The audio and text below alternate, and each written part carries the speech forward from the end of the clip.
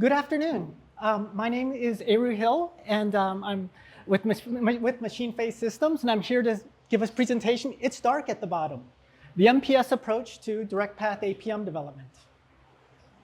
All right, so just to get us started, I'm certain that everyone here is familiar with Richard Feynman's "There's Plenty of Room at the Bottom" speech, an invitation to enter a new field of physics.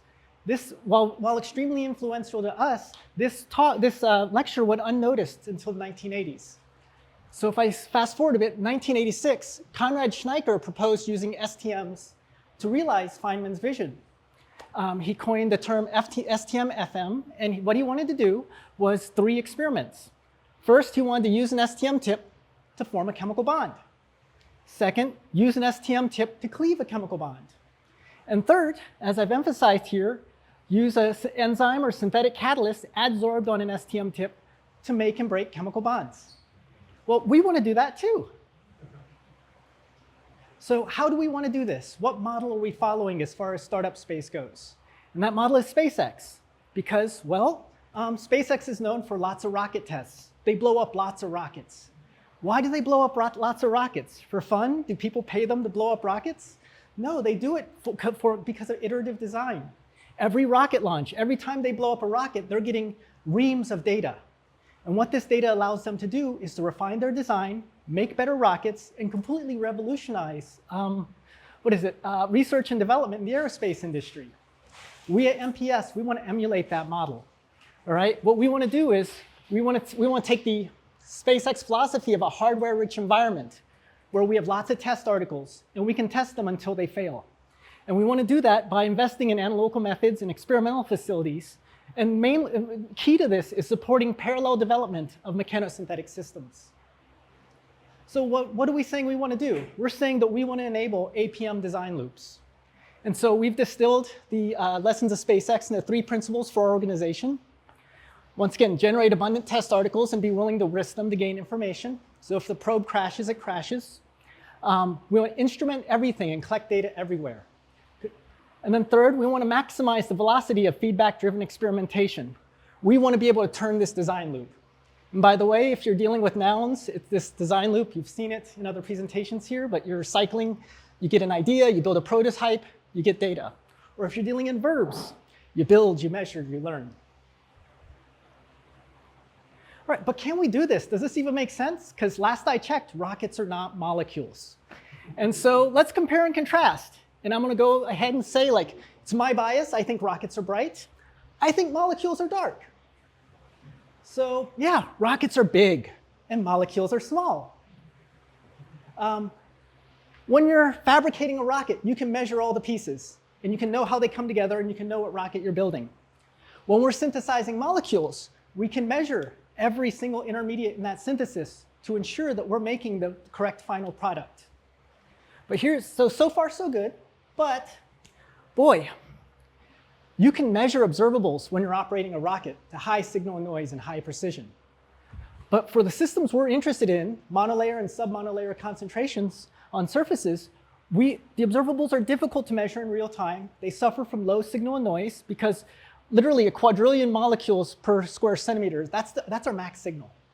And in molecule terms, that's a tiny number. And then finally, single rocket measurements during test launches are really common.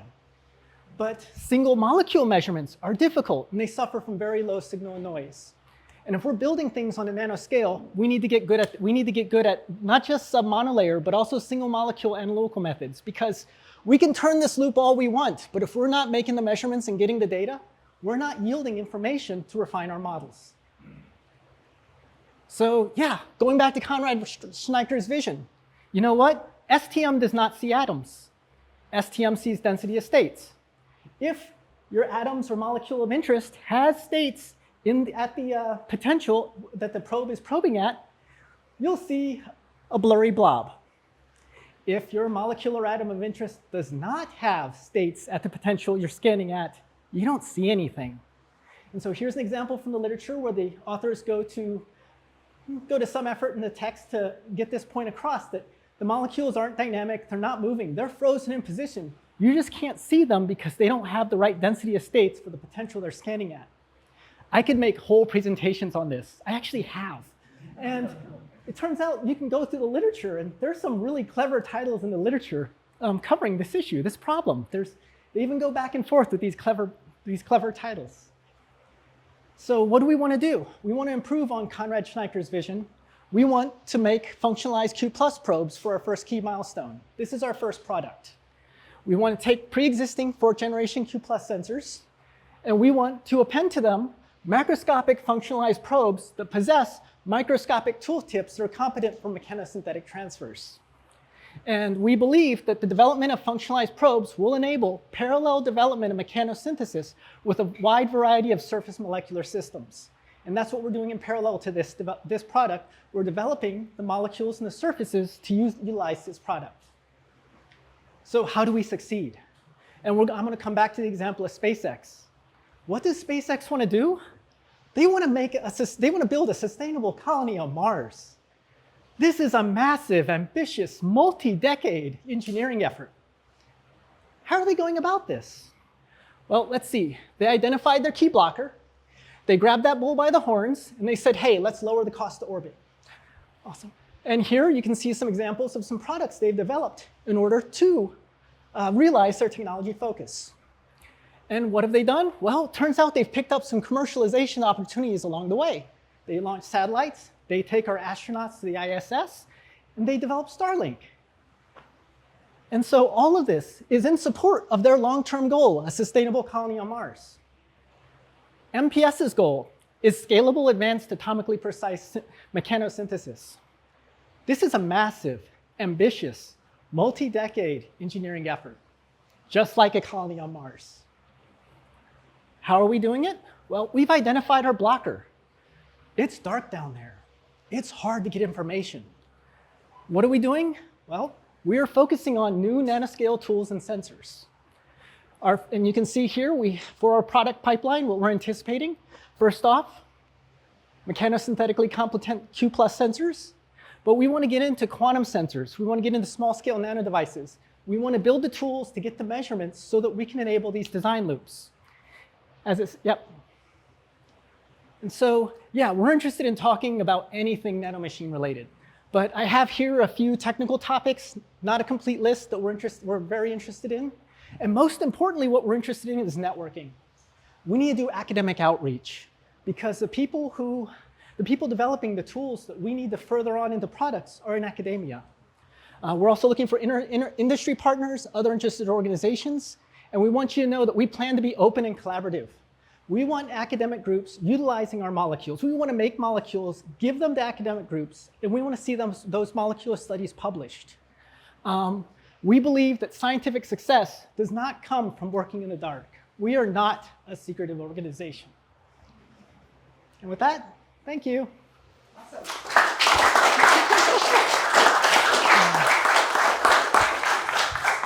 Not so fast, or maybe you have a question or two. Question, comment. Marco. Yeah, great talk. I'm curious what you have in mind, if you can say, when you talk about quantum sensors. I am very, very interested in optical magnetic resonance. It is not easy, but also not difficult to make isotopically pure feedstocks for mechanosynthetic systems. So if, for example, someday we could build a stabilized, unstrained nitrogen vacancy center with carbon-13 depleted carbon feedstock, and then do either what we are uncertain about or what we want to build a device for, utilize carbon-13 enriched feedstock. So if we could make, for example, arrays of color centers with arrays of spins, this starts to sound like devices. So that's not the only possible route, but that is a technology I'm very, very interested in. Wonderful. Well, thank you so much for great. Oh.